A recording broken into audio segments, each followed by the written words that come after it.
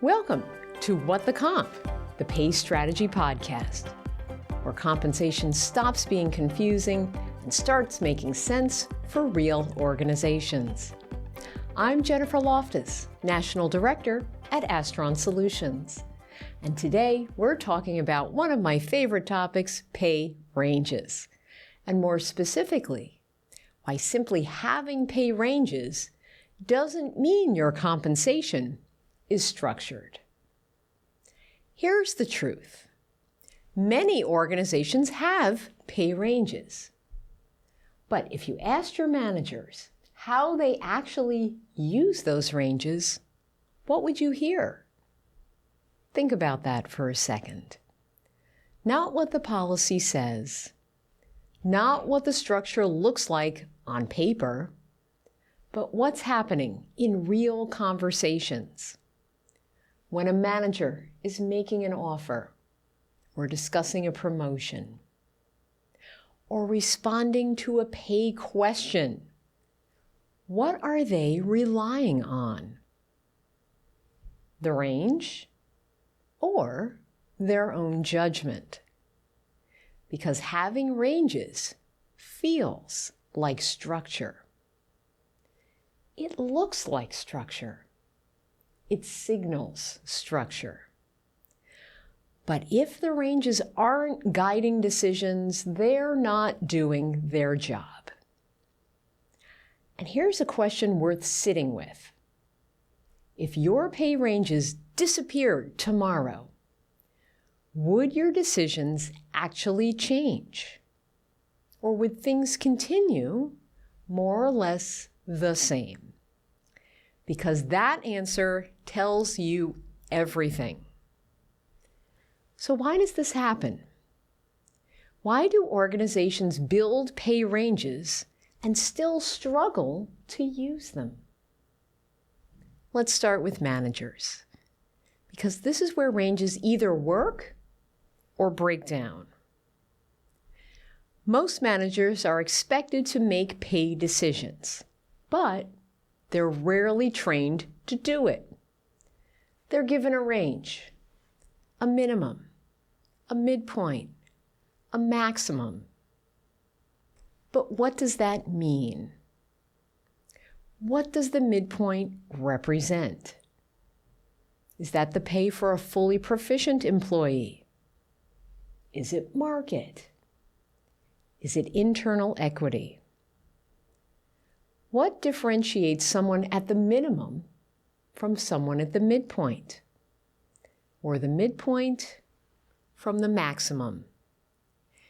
If those answers aren't clear, managers fill in the gaps in a way that works for them, not necessarily for your organization.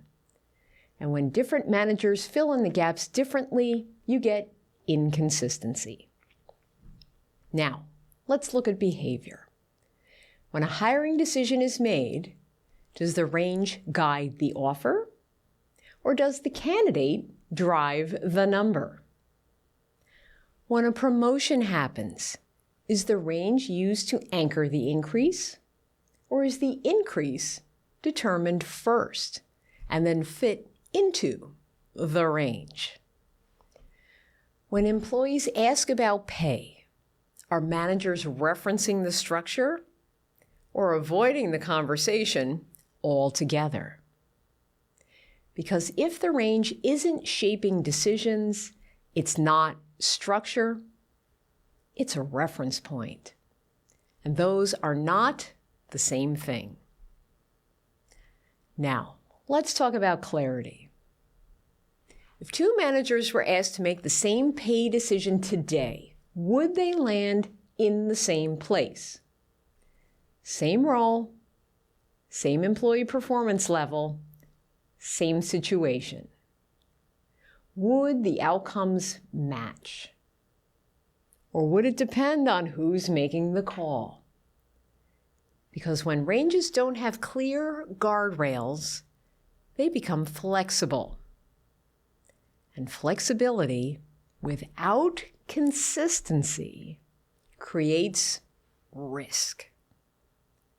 Not because people are making bad decisions, but because they're making different decisions. Now, let's take this one step further. Look at your employee population. Where do employees sit within their ranges? Are they clustered? Are they spread out? Are there any patterns? Because ranges don't just guide decisions, they tell a story. Who's below midpoint? Who's above midpoint? Why?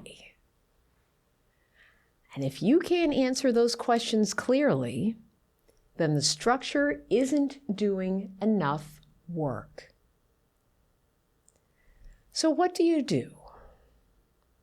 Because pay ranges can be powerful, but only if they're used intentionally. First, define what the range means. Starting Monday, ask your team one question. What does the midpoint represent? Don't rush the answer. Listen. Are those answers consistent, or do they vary? Because if they vary, your decisions will as well. Next, map out your population. Starting Monday, take a look at where employees sit in their ranges. Below, within, over the maximum. And ask yourself, do we understand why? Because those patterns tell you where alignment exists and where it doesn't. 3, observe manager behavior. Starting Monday, pay attention to how managers are making decisions. Are they using the range, or are they working around it? Are they confident explaining it, or are they avoiding the conversation? Because that behavior tells you more than the structure ever will. 4, connect your ranges to real decisions.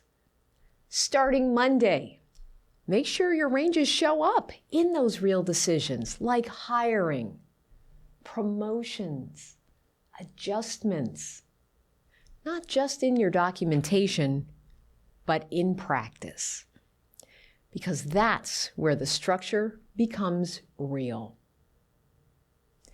So here's where we land. Pay ranges can be powerful. They can create consistency. They can support transparency. They can guide decisions, but only if they're used. And if your pay ranges aren't driving decisions, what are they doing? Because structure isn't what you build, it's what people follow. If this is something you're starting to see or starting to question, you're not alone. We're having this conversation every day with organizations trying to figure out why things feel off, even when they're doing a lot right. Especially as we head into conversations around SHRM 26 in Orlando this June, where this topic keeps coming up again and again. I'll be speaking there, and we'll be at the Astron booth, continuing these exact conversations in real time.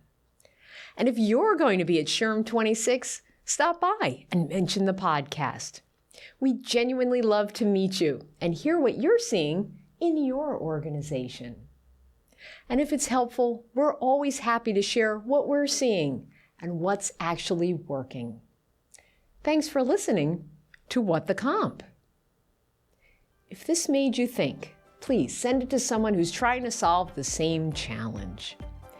Because if your pay ranges aren't guiding decisions, they're not structure, they're decoration. This is What the Comp.